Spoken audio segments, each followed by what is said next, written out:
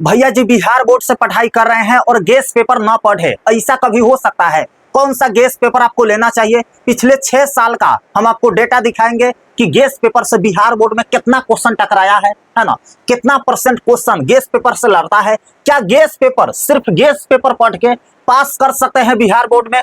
Top कर सकते हैं, 400 प्लस नंबर आ सकता है, 450 प्लस नंबर आ सकता है। इंपॉर्टेंट चैप्टर जिनसे ज्यादा क्वेश्चन पूछता है वो भी हम आपको बता देंगे।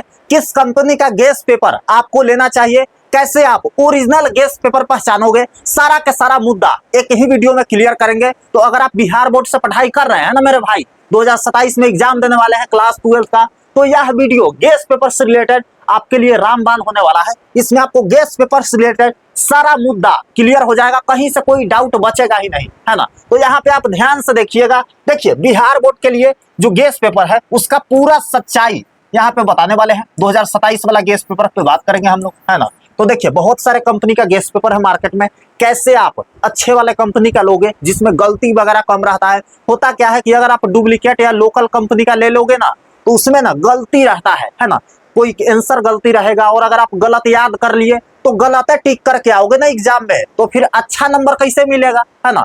गलत टिक करोगे तो नंबर भी गलत ही मिलेगा, है ना। तो यहाँ पे 5 पॉइंट को समझिए ध्यान से, यह जानना आपके लिए बहुत ज्यादा जरूरी है अगर आप बिहार बोर्ड से पढ़ाई कर रहे हैं, ऑब्वियस सी बात है ना। तो देखिए पहला जो पॉइंट है हमारा, पिछले 6 सालों में गेस पेपर से कितना क्वेश्चन लड़ा है ना। तो यहाँ पे ध्यान से देखिएगा, पिछले 6 साल का बात हम इसलिए कर रहे हैं क्योंकि 2021 से लेकर के, है ना, 2026 तक, है ना, 2026 तक 6 साल होते हैं, ठीक है।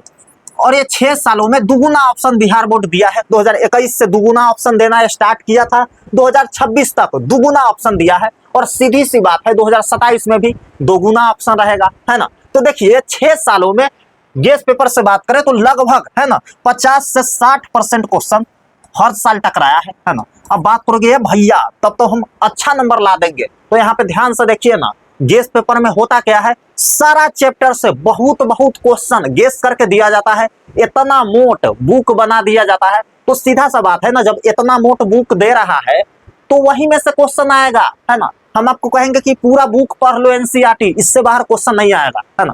तो ये बड़ा मुद्दा थोड़ी हुआ, है ना। हम तो आपको पूरा दे दिए, वही से क्वेश्चन आएगा, ऑब्वियस सी बात है ना। तो बहुत मोटा रहता है लेकिन क्वेश्चन वहां से आते हैं, है ना, अगर आप अच्छे से पढ़ लेते हैं, क्योंकि आपके लिए साल भर समय है पढ़ने के लिए, है ना। अगर आप स्टार्टिंग में इस वीडियो को देख रहे हो तो आप आसानी से सारा क्वेश्चन एग्जाम में बना देंगे। तो देखो मेरे भाई, अगर आपको आंसर आसान चाहिए, है ना, आंसर लिखा होना चाहिए, कौन सा गेस पेपर लोगे सारा कुछ हम बता देंगे। और इस चैनल पे जो गेस क्वेश्चन प्रोवाइड किए जाते हैं ना, बहुत कम क्वेश्चन दिया जाता है, 60-70 को क्वेश्चन देंगे एक सब्जेक्ट में, सारा के सारा क्वेश्चन वहीं से छप जाता है। इस चैनल का रिकॉर्ड रहा है कि सारा क्वेश्चन वहां से टकराता है ना। लेकिन हम फिलहाल इस गेस पेपर में बात करेंगे क्योंकि इसको बताने हम आए हैं, है ना। तो इस चैनल को सब्सक्राइब करके रखिए तो वह गेस क्वेश्चन आपको भी मिलेगा, है ना। फिलहाल आप यहाँ पे ध्यान से देखिए, पिछले 6 सालों का हम आपको डेटा बता रहे हैं। पिछले 6 सालों में कितना परसेंट क्वेश्चन लड़ा है, तो 50 से 60% क्वेश्चन गेस पेपर से लड़ा है।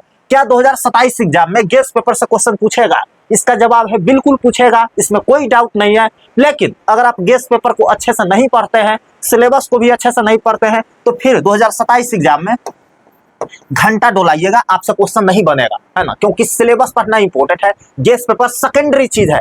आप मेरे बात को समझिए, मेरा भी क्लास 12 में बिहार बोर्ड से 433 नंबर आया था, है ना। मैं आपको अच्छे से बता सकता हूं कि आप गेस पेपर को कैसे यूज करोगे, सिलेबस को कैसे यूज करोगे। सिलेबस का मतलब होता है कि चाहे आप साइंस से हो, कॉमर्स से हो, आर्ट्स से हो, है ना, जो भी आपका सब्जेक्ट है स्ट्रीम में, है ना। साइंस वालों के लिए physics, chemistry, biology, math, Hindi, English, है ना, यही सब सब्जेक्ट होते हैं। उसमें जो सिलेबस है ना, चैप्टर वाइज, यूनिट वाइज, उसको आप अच्छे से पढ़ोगे, अच्छे से ना सही फिर भी आपको ओवरव्यू लेना पड़ेगा, तभी आपको गेस पेपर समझ में आएगा, तभी आप क्वेश्चन बैंक हल कर पाओगे, सोल्व कर पाओगे, है ना, तभी आप अच्छा स्कोर कर पाओगे, है ना। सिर्फ गेस पेपर और क्वेश्चन बैंक पे डिपेंड रहोगे तो अच्छा मार्क्स नहीं आएगा। हाँ, पास हो जाओगे क्योंकि बिहार बोर्ड में कुर्सी टेबल भी पास हो जाता है, आप तो वो भी आदमी है ना, थोड़ा बहुत भी जानते हो तो लिख के आओगे और पास हो जाओगे।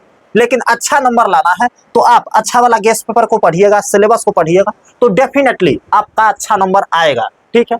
कितने परसेंट क्वेश्चन गेस पेपर से लड़ता है मैंने बता दिया, 50 से 60% क्वेश्चन हर साल पूछा गया है, और इस साल भी आने का संभावना है 2027 एग्जाम में, ठीक है।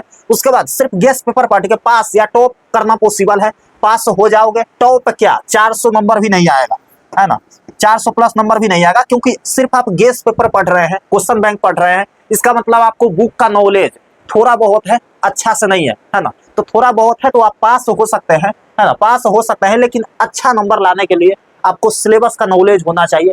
बुक में क्या क्या दिया गया है एनसीईआरटी वाला बुक में, उसका नॉलेज अच्छा से ना सही लेकिन लगभग नॉलेज होना चाहिए, तभी आप 400 प्लस नंबर, है ना, मेरे जितना या मेरे से ज्यादा आप ला सकते हो, इसमें कोई शक नहीं है। ठीक है, इंपोर्टेंट चैप्टर जिनसे ज्यादा क्वेश्चन पूछे जाते हैं, बिहार बोर्ड का रिकॉर्ड रहता है कि फलना सब्जेक्ट में फलना फलना चैप्टर इंपोर्टेंट है और उससे सबसे ज्यादा क्वेश्चन पूछा है ना। जैसे फिजिक्स में, क्लास 12 के फिजिक्स में 8 ऐसा इंपोर्टेंट चैप्टर है ना जिससे बिहार बोर्ड सबसे ज्यादा क्वेश्चन पूछा है पिछले 15 से 20 सालों में, है ना। मैंने रिसर्च करके बैठा है, तो अगर आप वो 8 चैप्टर को जानना चाहते हैं, केमिस्ट्री में 8 चैप्टर ऐसा है, बायोलॉजी में 8 चैप्टर ऐसा है, मैथ में 7 गो चैप्टर ऐसा है जिससे सबसे ज्यादा बिहार बोर्ड क्वेश्चन पूछता है और हर साल पूछते आ रहा है।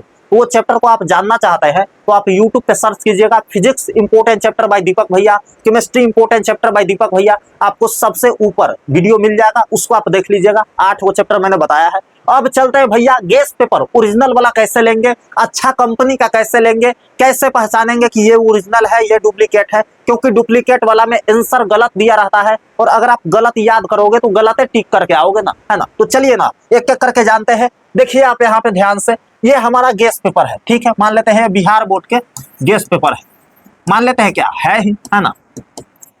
आप लेंगे 2027 वाला, है ना, 2027 एग्जाम देंगे तो 2027 वाला गैस पेपर आप लेंगे। ओरिजिनल कैसे पहचानना है, तो देखिए मान लेते हैं किसी भी कंपनी का आप लेने जाओ, है ना। बिहार बोर्ड में बहुत सारे कंपनी है जो गैस पेपर बनाती है। जैसे आप यहाँ पे ध्यान से देखिए, टारगेट, है ना, टारगेट नाम के एक कंपनी है, वो बनाती है, पब्लिकेशन है। ब्रिलियंट नाम से है ना, ब्रिलियंट नाम से है। उसके बाद यूनिवर्सिटी नाम से है, यूनिवर्सिटी नाम से है। उसके बाद ओसवाल नाम से है ना।